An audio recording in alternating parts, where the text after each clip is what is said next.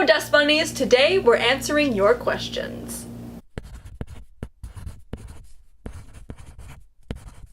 So as things in all of our lives are changing so quickly and majorly, I thought we should give an update and answer some of your questions.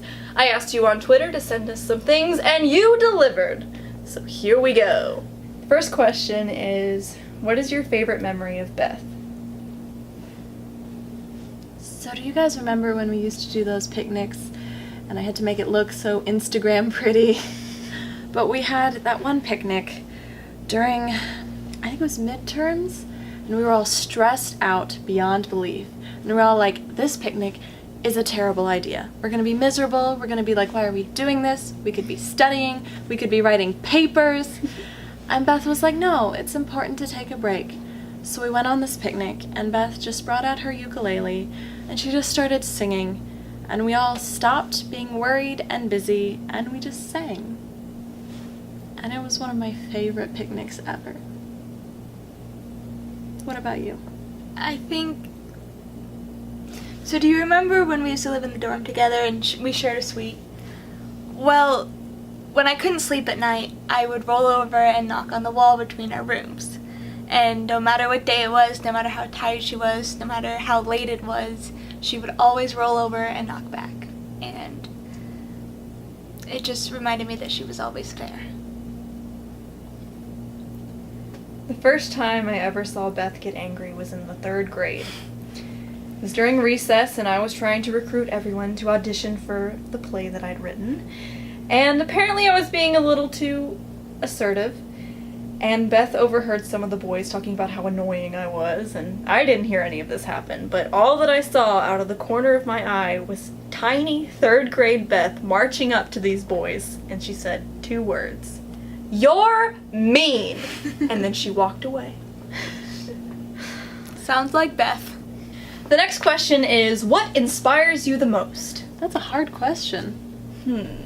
For me, I think it's the fact that Dr. Marge called me a kick-ass woman.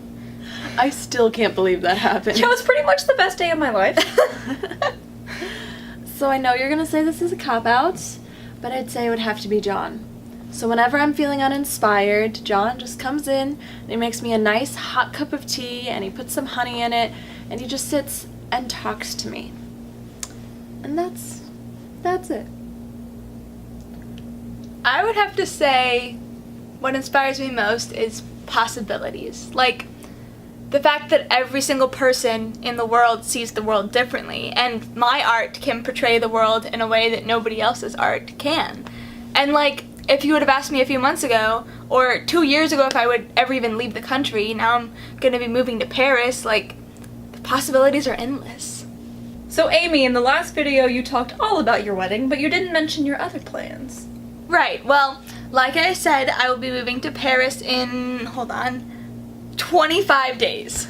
I've already moved out of my Chicago apartment, and Lori drove me here to spend the next few weeks with my girls, and then I'll fly out. I will be living with a friend while I'm there, nannying while I go to school. Lori already has his visits planned. While he's there, we'll be looking at houses, and once everything is squared away, he'll be able to work from Paris after we get married in the spring. That's the short version anyway. So what is the first thing you're going to do when you get back to Paris? Oh. You know what? The first thing I'm gonna do is probably go back to my favorite cafe right by the school. I miss it so much. They have the best pastries. And then I'll probably go to my favorite spot in the park and paint. Alright, Meg, your turn. So John and I just moved into our new apartment, and we just got news that our first arrival is coming in a week. She's 5, and she loves spaghetti, but that's all we know for right now. Joe and Amy are helping me make a book about John and I and all our friends that we can read to our kids so that they can get to know us. It's so cute. I can't wait to meet her.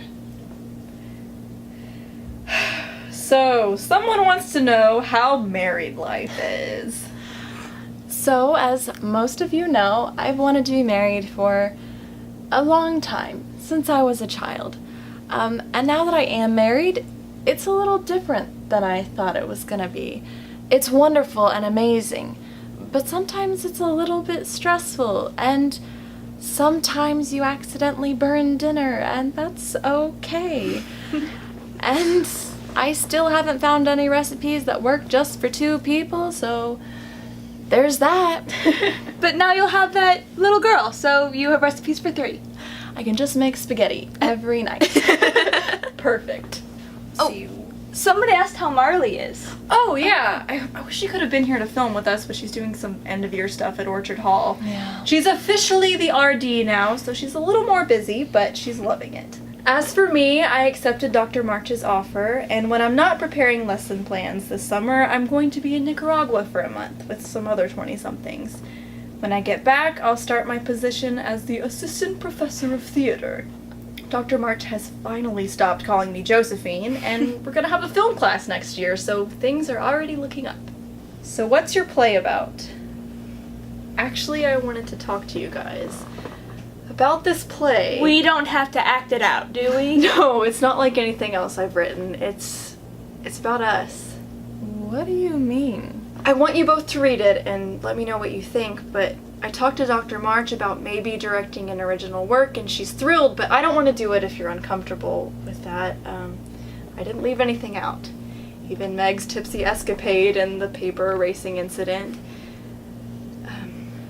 It's all there. All of us. The 4 of us. But if you're uncomfortable with Just anything... tell me when it is so I can book a flight. Meg? I can't wait to read it. I'm sure I'll be mortified. But you found it again. I can tell. Found what? Your fire.